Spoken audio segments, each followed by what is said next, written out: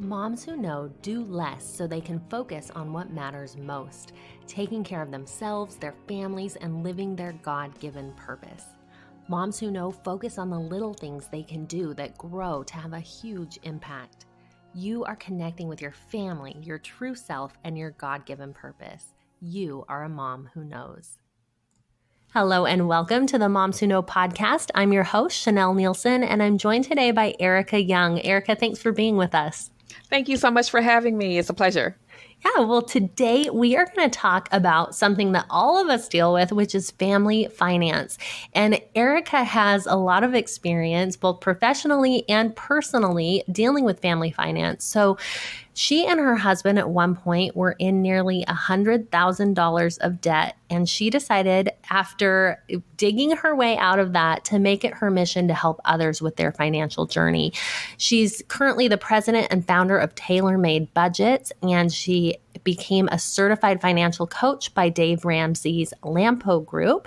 She is going to really help us today to simplify our family finances and to get things in order. So if you are a person who is scared by the money conversation, or if you're a person who feels like, oh, I got this, either way, this is a great conversation for you to really dig in and learn more and figure out how to make this less of a stress. Because I think for a lot of us, money does equal stress. Do you find that a lot in your work, Ericka?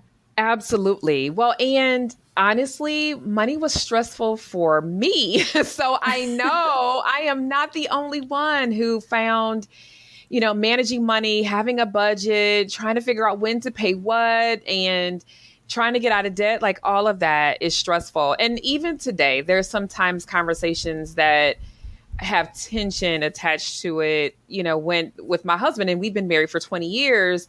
But when your emotions are inside of all of that, it's your money that you earned, and, you've got these desires or dreams that are different from theirs. Sometimes it's hard, and you have to find ways creatively. And sometimes, you have to, and I won't say compromise, but come to some type of middle ground where everybody can get their needs met. So it's a balancing act, that's for sure. And sometimes, it's that loving give and take that we have to pay attention to.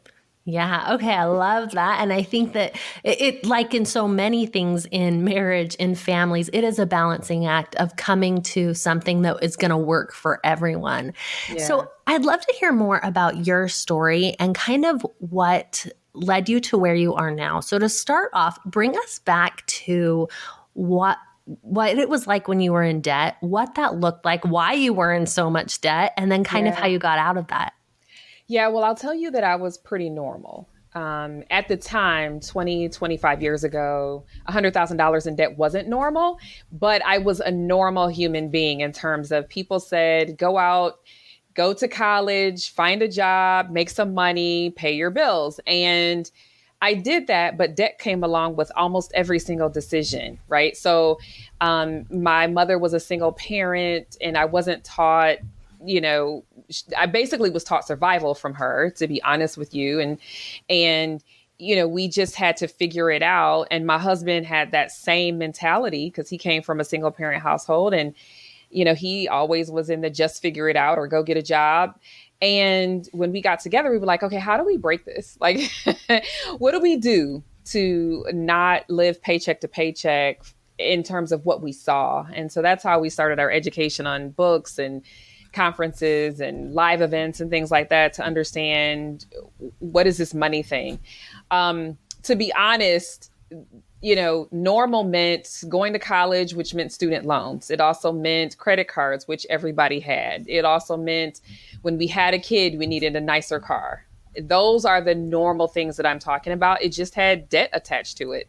And for us, in the first 5 years of our marriage, it amounted to nearly $100,000 in debt. And that today, that number is growing because our student loans were half of that number. Our student loans were just over $45,000. For a lot of people, they have $100,000 in student loans now. And so commonplace is to say that $100,000 number on just one line item. And that's the concerning part for me now for working with people, is just to know that, this astronomical debt is something that's been hanging around for a while, or it will hang around for a while unless something changes. And so I wanted to help other people. When we sort of figured out our budget formula and our get out of debt strategy, and we figured out what works for us, I wanted to help other people, see that glimmer of hope at the end of the tunnel as well. And that's when I started researching what would it look like to have a business. I started talking to people, talking to my pastor, and talking to other folks in business. And I went to a women in business boot camp, and it was a day-long session. I saw a woman there who was in business, and I just said, oh my gosh, I really want to talk to her. And so I found a mentor and wrote a business plan and sent out a letter to everybody that I knew, letting them know that I was interested in helping people with their money. And that's pretty much how the business itself started.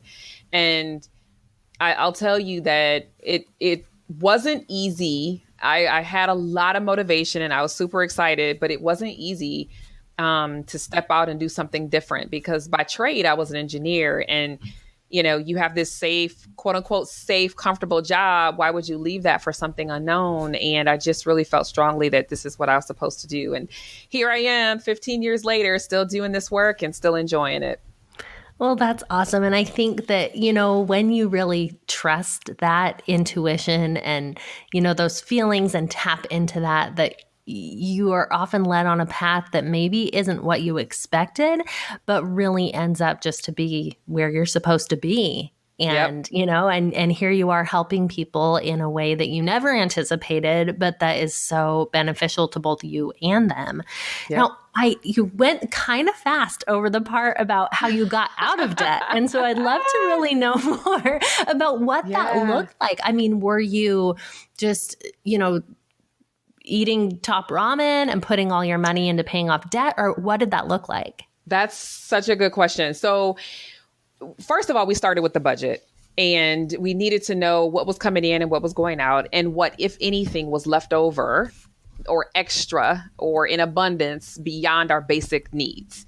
And that was the first thing, because typically what we were doing was putting all of our bills on a calendar so that they were all on time, but we had no idea how it all added up, how much we spent on groceries and all of that kind of stuff. So we created a budget, and I used Dave Ramsey's debt snowball, listed all of our debts, smallest to largest. And when we had extra funds in terms of a bonus or a pay increase, or yes, extra money in the budget, we put it towards our debt reduction. I do not believe in deprivation, and I didn't then. So I don't think that dining out is X'd out altogether. I think that's an unrealistic expectation.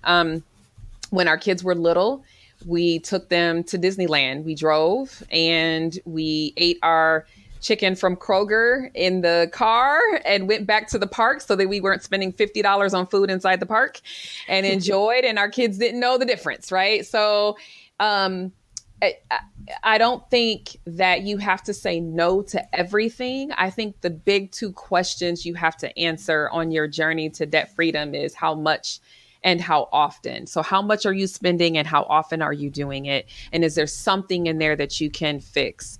Sitting down to a restaurant where you have to tip and order a drink is very different from sitting down at a quick service meal where you don't have to tip and you can, opt to get water. I've found on many occasions that you can save tons of money on, couponing and still living a good life without depriving yourself of some of the things that you would like to have. So I think that there needs to be balance. And then I also think people need to understand what the return on their investment is. So if they're investing in paying off their debt, that's a good thing. That's always going to produce fruit in terms of changing your outgo and also changing how much you spend on interest. But if you are taking that same money and spending it on something, a consumable or clothing or a vacation, is it worth it to you? And if it is, just know that might mean you're staying in debt an extra month, right? Just to be aware. And that's fine if you are along for the journey. And one of the biggest things that I say is dump debt, enjoy the journey. All of my messaging is about to change to say that, because it's important that people know that they can, in fact, enjoy the journey and have some balance. Oh, this is such a good message. I don't think that we hear this a lot. I think Yeah. it's more, okay, well, you got yourself into this debt. You better get yourself out of it and, really live frugally and don't spend any more money. And so I think this is kind of a different approach, and I'm really liking it. Awesome. I don't think I've shared this before on the podcast, but when my husband and I bought this house, we live in it's a 5-bedroom house. And we bought this house 16 years ago. We were just kids. We only had one baby at the time. And it was a lot of house and a lot of money that we were paying. And I remember at one point, we were paying my husband. I wasn't working. I was staying home with the kids, and my husband got 2 paychecks a month, and the mortgage took a paycheck and a half. So we had a half a paycheck to live off of. And so just to live, just from our house debt, we didn't even have any other debt. Just from our house debt, we were like, all of our money going to that. And so we were living deprivation. Just to hear you talk about, you can still have a good life without deprivation. And yet debt can just really take some of the fun out of that when you've got to pay it. And it does. It can make it really hard. Okay, so listeners hearing this are, of course, all over the place. Some are in debt and are feeling the pain of that every day, and some are feeling a little bit better. No matter where they're at, what are the basics, and where do people need to start? What's kind of the overview of where we go with family finance? Well, I think everybody needs a reality check.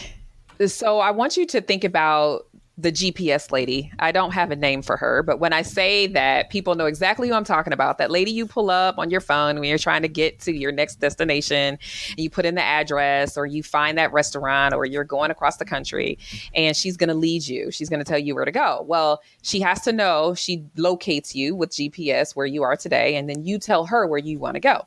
And so if you don't know where you are, any path will get you wherever, right? But if you know exactly where you are, she can get you a straight path. And so knowing where you are is super important. And I think people need to have that defined early on. So look at a previous bank statement. If you use credit cards, add that up in there too. And by category, add up all of your spending, your food, your dining out, your clothing, but also your utilities, and take a really good hard look at where your money is going. You need to be very clear on a monthly basis what you're spending. And a lot of people are not. A lot of people, when they do this exercise, they find things they didn't know they had these subscriptions coming out. They need to stop this service. They need, all of these things start coming up, and they're like, oh my gosh, okay, I had no idea. And so, that's step one. And then the other part of the reality check is to add up all of your debt so that you can face that too. And a lot of people find this hard as well. And so in that process, have some chocolate, a glass of wine, put on some mood music, treat yourself a little well here, because a lot of people do not add the totals up. We tend to focus on payments rather than the total amount. And it's just because the payments are a much easier number to digest than the total amount. But I have not had a problem sharing my total $100,000 debt journey with people, because I know that there's a way out of that.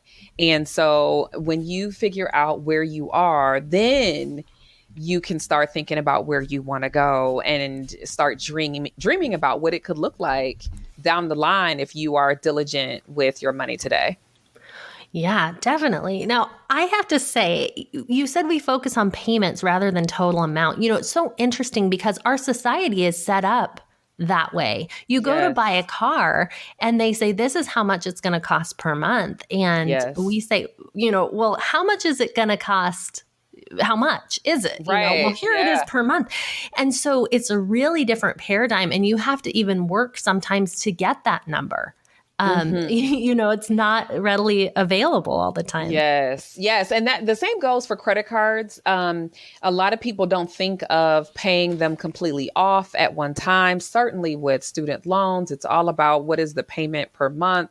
I remember my student loan payment when my husband and I consolidated. It was $451.21. I honestly think I'll just never forget that number because it was the amount of a car payment today if you're going to purchase a vehicle.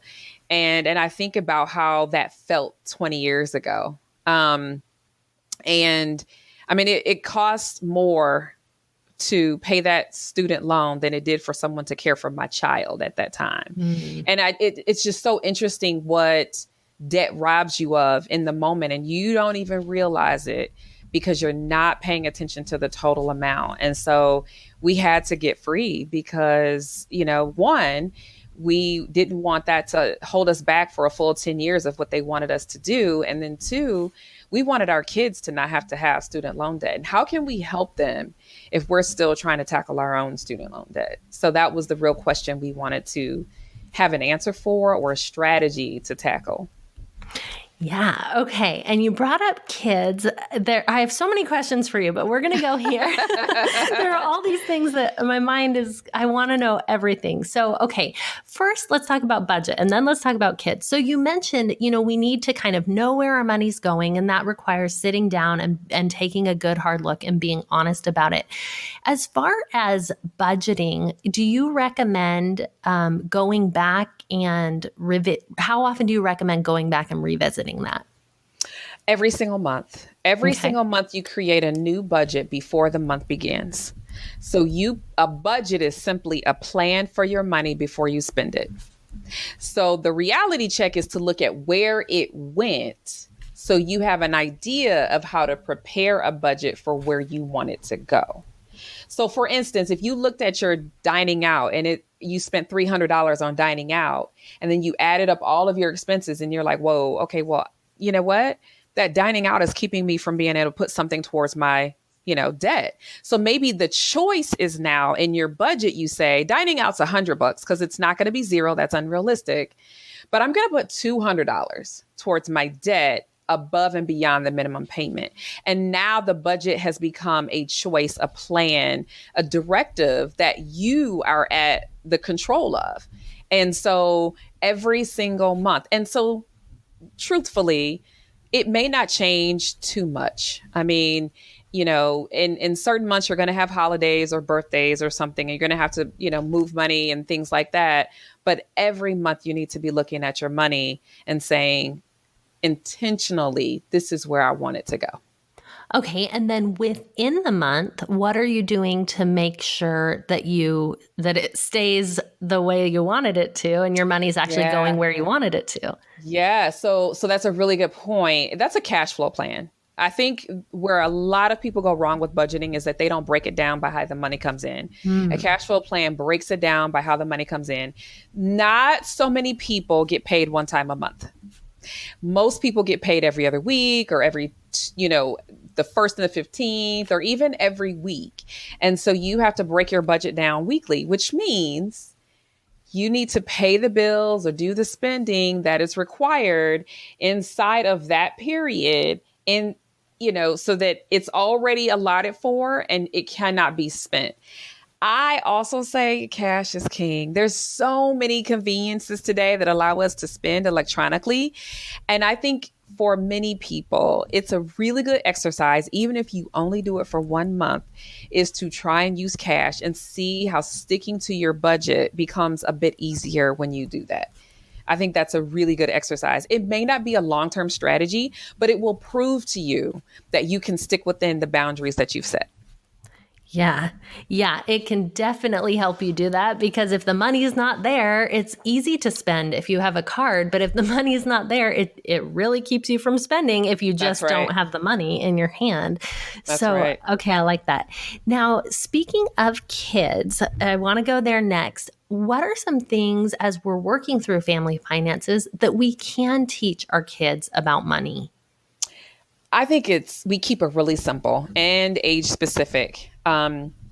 one of the things that I tell people to do is teach them work and reward at a young age. And so you work hard and you get paid or you get some type of treat. There was a time when my husband and I had the pop shop, and we had these little Dollar Tree, dollar store toys and things in there when our kids did something that was awesome around the house. So they, cleaned up their room, or they set the table, or they made their bed, or whatever it was. And so we wanted to encourage this good behavior. And so we called it the pop shop. And so you work and you get a reward. And that's how we do today. You go to work and your reward is money. You work really hard. Sometimes you get a bonus or a pay increase or whatever. And so it just teaches them the skill of work and reward, that everything it doesn't come to you on a platter. As they get older, I think it's good for kids to start understanding how much you spend. I think it's okay for them to know what your electric bill is, or for you to have them to think about what it would take to, get all of the groceries for the house. Just start involving them in the finances. And as teenagers, of course, I love teenagers to be able to have a job. I'm right in the middle of trying to help my 16-year-old find a job. And because I think that it's important for them to learn from someone else how to do work and reward and to manage their own money, and to see and help them see how they will spend, save, and give as well. And so spend, save, and give is ultimately where we're going with this, is to have something to spend on themselves, and have something to give, and then have something to save and a reason to save. And so ultimately, as a teenager, they've got plenty of things that they want, but not unlimited resources, because their parents aren't going to give them everything. And how do they fill that gap? And that's with the job. And so I think you have to be creative and know your child, and help them. If you've got a spender in the house who can't hold $2, then you know that you've got to help them understand saving. Or if you have someone who wants to save everything with no goal in sight, you have to understand that there may need to be some balance, and that you can enjoy money. And also just help them to really enhance the things that they're good at. So it's a process. And I think you definitely have to look at it as an age dependent, answer as well. So you mentioned earlier when you were talking about your own college, that, in your situation and your husband, that it was just like, figure it out, go to college. And I was that way too, just because I'm the oldest and my parents still had 7 young kids at home. And so I was kind of on my own, go figure it out. I learned so many valuable lessons from that. And obviously you did too, right? We wouldn't be having this conversation if you hadn't. So what are your thoughts on helping kids with college? How much, do you feel like is appropriate for parents to step in and help? I think that's a really good question. So it's hard, first of all, to let them fly just because they turned 18 and they went to college. So to say you're not going to help at all, the only time that makes sense is when you financially can't, right? But if you can help, there is benefit to continuing to be linked to your child financially and helping to guide them. And what that means is being able to see their checking accounts, their bank balances and savings, and encouraging them to stay on top of that. It might be giving them a monthly, I don't like to say allowance, but a sum of money that is used for their toiletries and some food and some incidentals. And I think that that's completely appropriate. And if they need gas money and that kind of stuff, you don't ever want them to be without something. And I think a monthly amount is good for that. And in terms of the college tuition, that varies by household and capabilities. So my husband and I, we wanted to help our kids to not have any student loan debt, but we also were not going to be spending money on a private school education. And we've been through this with my 20-year-old who wanted to go to a private school that was going to cost, an obscene amount, an obscene amount of money. And We said, first of all, we don't have that kind of money saved. Second of all, we will not be supplementing it beyond what we have saved. And third of all, we want you to make a healthy choice because we don't want you to have student loans. So we allowed her to apply. We let her know how much money we could contribute. She applied to 4 or 5 schools. Two schools gave her a full tuition, full ride scholarship, basically. Like 90% of her schooling would be paid for. And she saw the financial difference. We allowed her to see the FAFSA application filled out and the results that came back. And she saw that there was a major gap, like a $40,000 gap per year, not for Wow. 4 years, but per year between the in-state, scholarships that she's received and their school. And she made the decision not to go. And she has come back and said that it was the best decision. It turned out to be good for her. And so, I think that me hindering her from applying would have been a miss on my part, because this was a learning opportunity for her and for us. And to be upfront and honest in her junior year about what we were willing to do, what we could do, and help her to make a good, sound, and wise decision. And so, I think the last thing that parents need to do is wait to the very last minute to tell their kids, hey, we can't afford this, or what are we going to do? Let me remortgage my house and get some money out so I can help you out. Waiting to the last minute costs you money, period. So just being upfront and honest as quickly as you can so that expectations are set in the beginning. Oh, I love that answer. I think that's so good. There's just so many pieces in there that are, good parenting and good financial advice with our kids. We are almost out of time, but I would love for you to cover for us just some simple, actionable tips that people who are listening can do to better their financial situations. Yeah, well, it's hard to do a really short one, but I'll give you an analogy a little bit. I just want you to put your glasses on and take a fine, critical eye at what's really going on with your finances. I think the problem with us, what we like to do is we like to hide. We like to not pay attention to the details. We want to, kind of skirt over the issue and say that it doesn't exist. It's not a big deal, that one day I'll get to it. And the problem is that 20 years will end up going by and you haven't fixed the poor behaviors.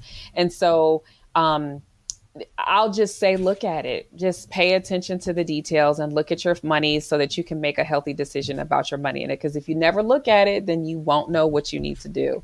So that'll be the very first thing that I would say for people to do. And then honestly, forgive yourself. This has nothing to do with the numbers other than, we've all done stupid with our money. So forgive yourself for what you've done in the past that's gotten you to the place that you are right now. And just know that you can make tomorrow a better day financially. So if you're not 100% happy with your finances, you are in control of changing it, and you can do that. Those are great tips. I think those are perfect, just quick action tips. So those are awesome. Now, tell people where they can go to get help with their budgets and more from you. Awesome. So the first way that you can find me is if you go to 7daymoneychallenge.com, and that is a free 7 days of just short 4 to 5 minute videos where I'm giving you tips and tools on how to improve your finances right away. My main website is tailormadebudgets.com, and you can also get a copy of my book, Naked and Unashamed, 10 Money Conversations Every Couple Must Have. That is on Amazon. And that's a way for couples to connect around their money. And it's really easy for them to have some conversations that may be difficult, but I give you guidance on how to do that with love and kindness and get on the same page. So those are a few ways you can connect with me. Oh, perfect. Well, we will link to those. Those are some great resources. And to finish off, I want to ask you, this is the question we ask all our guests. What one little thing do you hope that people do because of what they've heard today? I hope that people look at their finances and find something new that they've not seen before and take action. Do something different than you've done before, because the truth is that if you do what you've always done, you'll get what you've always gotten. And if you're listening today, you clearly want something different. And if you look at it and take a critical eye, you will be able to find some areas of improvement. Perfect. And that's really what we're all about here at Moms Who Know, is to just take action. So take a look and then see where that action needs to go for you personally. So I love it. Ericka, thank you so much for being with us today. No problem. It was a pleasure. Thank you, everyone, for listening to Moms Who Know. I hope you guys enjoyed that episode with Ericka Young. I love learning about money and how we can do better, because it matters, right? When we get that taken care of, it can be a lot less stressful, and we can just flow through life without worrying about money. I would love to hear what you took from that episode. Let me know what one little thing you're going to do differently because of what you heard today. You can reach out and let me know on Facebook or Instagram at Moms Who Know Podcast, or share with a friend. Tell them about the Moms Who Know podcast and let them know what you learned today. I love it when you guys do that. Thank you so much for being here, and we'll see you next week. Bye.